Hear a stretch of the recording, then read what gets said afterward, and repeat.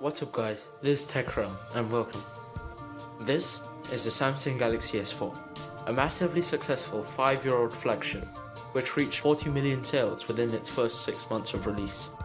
So, in 2013, this was the king of smartphones, with a 5-inch 1080p Super AMOLED display, a 1.6 GHz octa-core processor, and packed full to the brim with gimmicky tricks and features.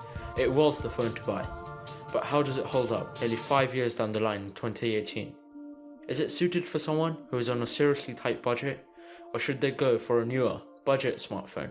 Let's find out in this review of the Samsung Galaxy S4 in 2018.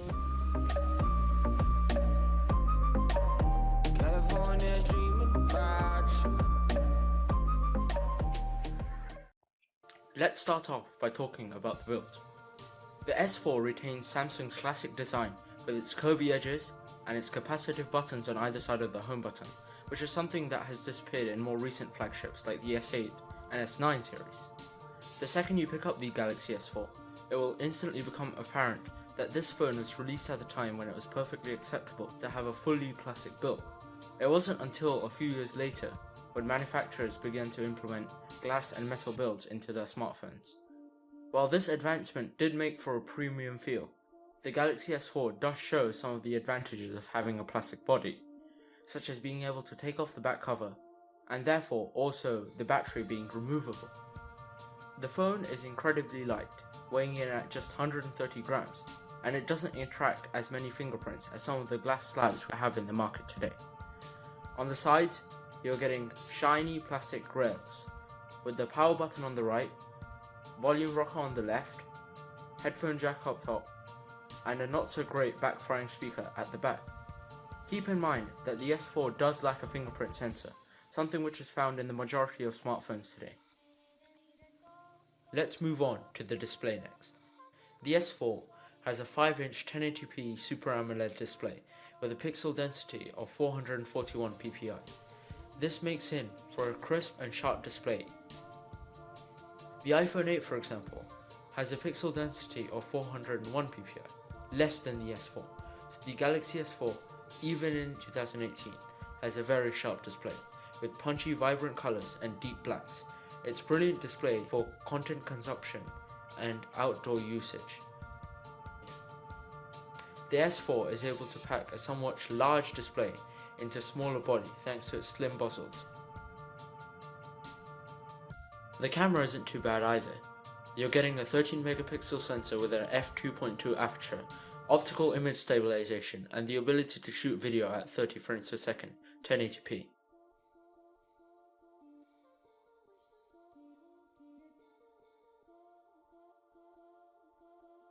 The camera isn't the best, and it obviously can't compete with the likes of the Google Pixel 2 or the Galaxy Note 8, but it's not mediocre, and you're getting good clarity.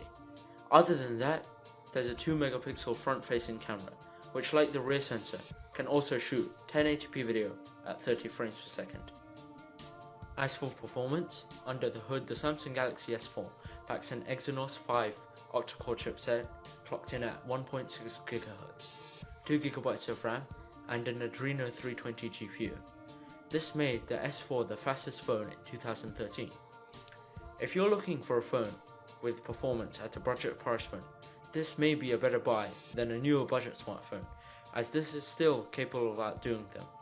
For example, the Moto G4 has the exact same amount of RAM and an octa-core processor clocked at 1.5 GHz. However, if you're looking for better performance in terms of fluidity of the UI, something like the G4 is a perfect upgrade with its almost stock Android experience, which has been optimized for this day and age compared to the laggy TouchWiz UI found on the S4. Newer budget smartphones are also updated to newer versions of Android, while the S4 is still stuck on Android 5.0 Lollipop. If you do go ahead and purchase the S4, I would recommend you to take the risk and root it, and install a custom ROM on it, so something like the Android 8.0 Oreo ROM is so much better than stock TouchWiz, from my experience. As for battery life, it isn't great. The stock battery is 2600 mAh, so I'd recommend getting a bigger battery from Amazon, which can really help. So the performance on this phone is average, especially considering its price. It is completely usable, But unlike some of the newer flagships in the market today, it just doesn't offer those slick animations present throughout the whole user interface. I often encountered some hiccups here and there when pushing the phone, so don't expect to be running 4 apps in the background at once, especially if you're going to stay with the stock ROM. So, in conclusion, I definitely think that the S4 is a great phone to go for. With its cheap price point, it's certainly a good buy for those on a tight budget. Its 5-inch Super AMOLED display with a pixel density of 441 ppi is still on par with some of the newer flagship devices, like I mentioned previously.